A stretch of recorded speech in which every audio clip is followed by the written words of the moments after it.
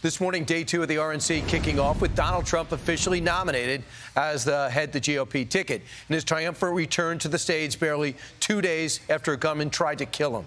Life, Liberty, and Levin host Mark Levin joins us now. And Mark, your reaction to what you saw last night? Well, my reaction to all the attacks on J.D. Vance is that J.D. Vance is overqualified to be Vice President of the United States if the test is Kamala Harris.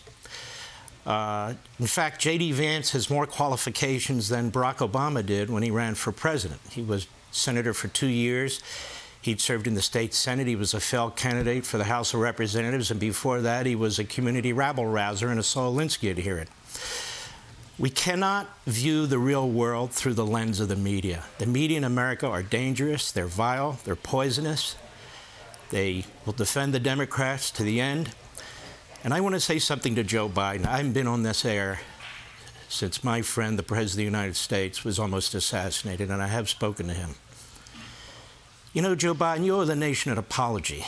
You spent half a century in Washington, D.C. smearing people, from Robert Bork and Clarence Thomas.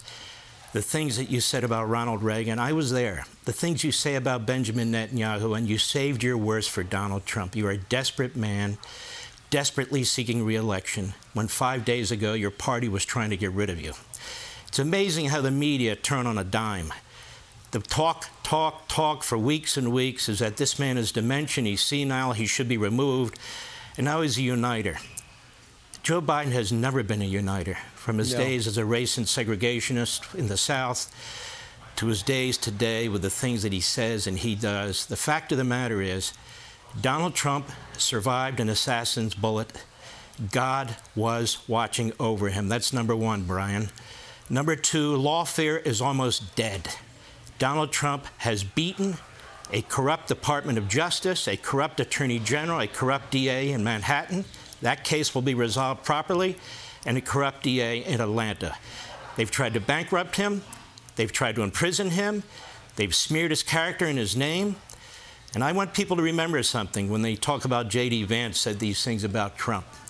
He's apologized. When will the media apologize? When will our Al Jazeera Pravda media apologize? They talk about what's wrong with America. Oh, there's sickos in America. The problem is there's too many of these people in the media. When will Comcast do something about Joy Reid and the lineup at MSNBC? When will Warner Brothers do something about CNN and the lineup at CNN? They have no self-reflection, no circumspection. The media have led the charge with this Hitler narrative, which is grotesque. Let me tell you something. As a Jewish person, that may surprise you, Brian, that I'm Jewish. As a Jewish person, the Holocaust is the most horrendous thing that ever happened to the Jews. And when I watch corporate media hosts and guests and politicians in the Democrat Party call Donald Trump the greatest friend that Israel has ever had, has Jewish grandchildren, a Jewish daughter, a Jewish son-in-law, who put in place the executive order to protect Jews on college campuses. When I listen to these reprobates in media, and they're not going away, they'll give it a week, they'll give it 2 weeks, 3 weeks. They never stop, and they never will stop. This is who they are. Joe Biden's been doing this for 50 years. When I hear what these people say, and they take no responsibility, right. Not one of them has been fired by corporate media. Not one of them has gone on the air and apologized. And the head of the whole operation, the man demanding that his campaign go low, attack low. Look, I'm telling it as it is. I haven't been on the air for 9 days.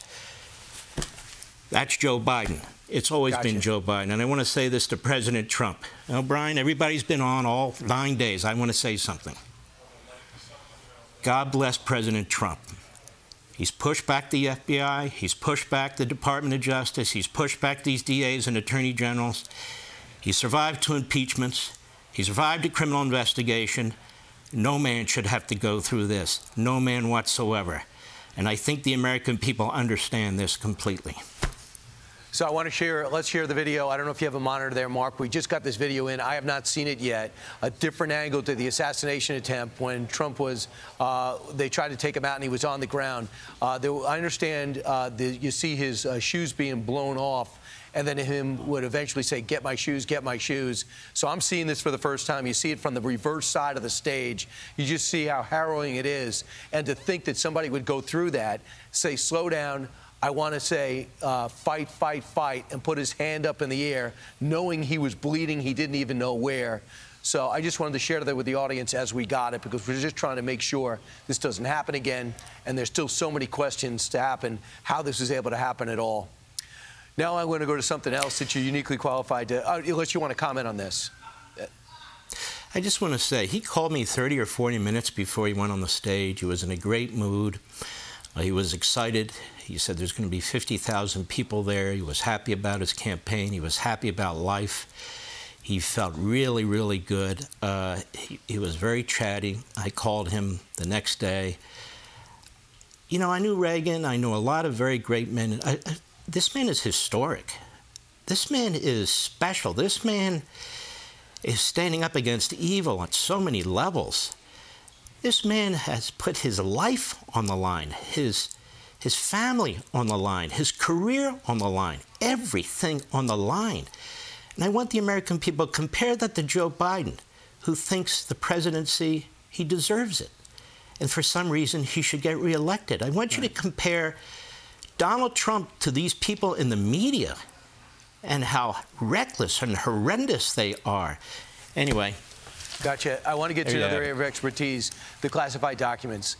So now all of a sudden it looks like Eileen Cannon, the judge, in a 93-page release, came out and said there is no reason for Jack Smith to have been appointed. He was appointed for an unconstitutional reason. Therefore, this case is done. They will appeal. In the big picture, what does this mean? What does it mean for the January 6th case? And what does it mean for the New York convictions? Let me be very specific about this. This judge is a remarkable judge because she has guts and she has courage, just like the Supreme Court justices do. They are under horrendous pressure by the media, the Democrat Party, and academia. And these pseudo-professors in law school, they go on TV, they lie, they spin because they hate Donald Trump, and they don't much love the country either. That case in Florida, you might recall we even had people on this own network telling us it was a slam dunk case. We had Bill Barr saying it was a slam dunk case. I don't know where these people practice law. I've been practicing law for decades, especially at the appellate level with Landmark Legal Foundation that was involved in that case. Attorneys General Meese and Mukasey, that's how serious it was. They were involved in the case. Their representatives, their lawyers, are two former professors from the Reagan Justice Department. You see, the Reagan Justice Department had a major presence in that courtroom. Through Landmark Legal Foundation, Pete Hutchison and Mike and people who work, Matt, under the radar, quietly, aren't TV personalities. Trump's lawyers have done a superb job. What this judge said in 93 pages, and this could be a seminal opinion, she said, look, the Constitution does not authorize Smith's appointment. He was not nominated to be confirmed by the Senate. There was a long debate at the Constitutional Convention about this, and Merrick Garland just blew it away. Then, Congress has the power to create the position by statute. It has done so in other departments to enable the Cabinet Secretary to delegate power. It didn't do so with the Department of Justice. Number three, there's no budget for this man. He's spending millions and millions of dollars, but Congress, through the power of the purse, and only Congress, can fund the office. And she said other things, too. But those three constitutional points, you would think that a former federal appellate judge who's Attorney General in the United States would comprehend this. So now they're going to appeal, and ultimately they're going to lose.